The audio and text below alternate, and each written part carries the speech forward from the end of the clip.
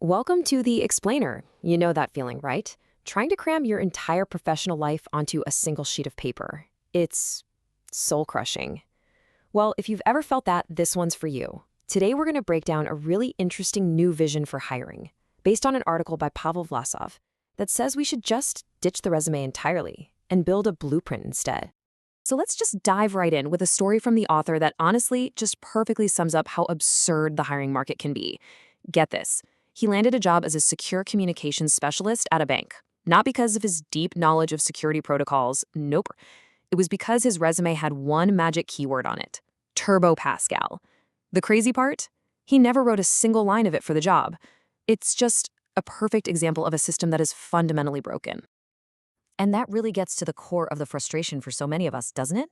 When you try to compress years, maybe decades, of complex work, all those niche skills, all that experience, and stuff it onto one page, it feels less like a summary and more like trying to write a novel in the form of a haiku.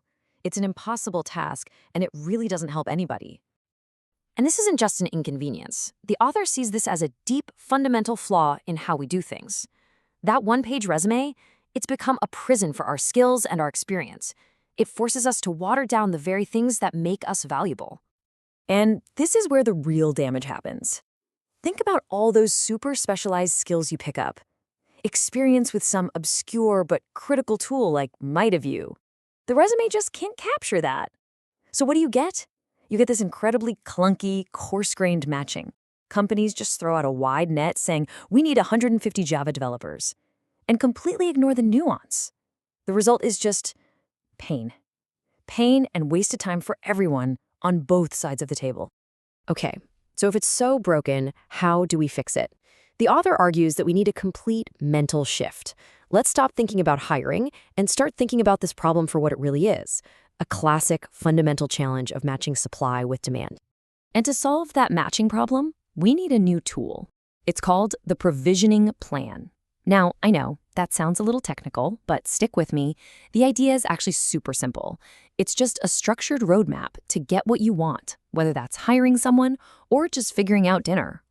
Let's make this totally concrete with a really simple analogy. Let's say your requirement is, I want pilaf.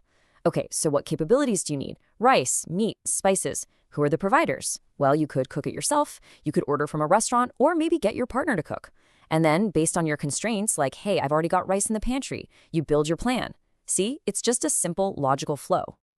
And this brings us right back to hiring. A successful match is nothing more than a provisioning plan where both sides get what they need. The employer has requirements. They need skills. And they offer capabilities, like a salary. The candidate has requirements. They need that salary. And they offer capabilities, their experience. A successful hire is just a plan that works for both of them. It's that simple. So if a provisioning plan is our goal, we need a much better way to describe all the pieces.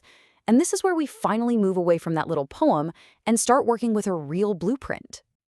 This slide just lays it out perfectly, the old way versus the new way. We're moving from the haiku, which is all about simple keyword matching on flat resumes, to the blueprint. And here we have detailed, structured models for both skills and roles.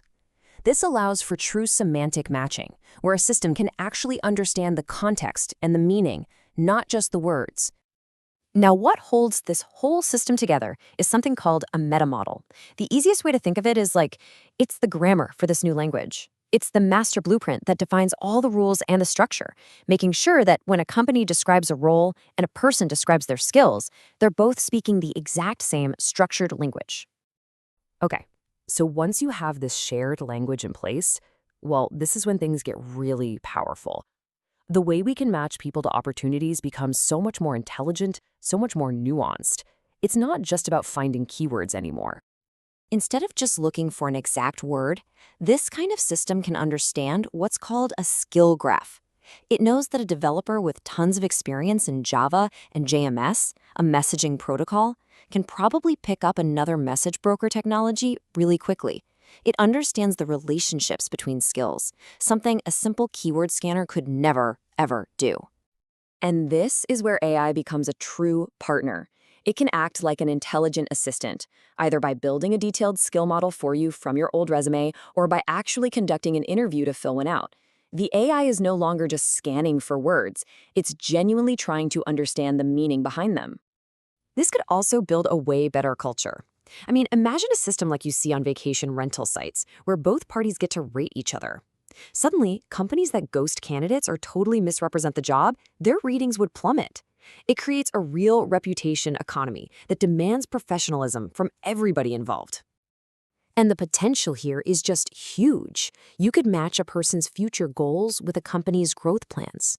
You could finally account for those little but critical preferences, like which coding editor someone uses. You could even match salary expectations without either side having to reveal sensitive numbers right at the start. It just opens up a whole new world. So, after all this technical stuff, what's the real human takeaway? It's about more than just better software. It's really about changing the signals we send to each other during the hiring process. Ultimately, the very act of creating a detailed, structured model of your skills or of your open role sends a powerful new signal.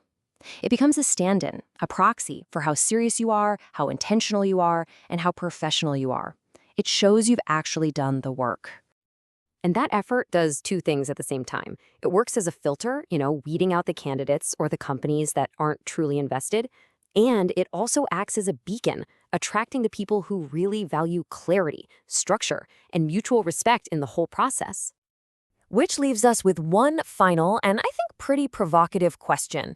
In a future that is absolutely going to be driven by more intelligent model-based AI, which are you going to present?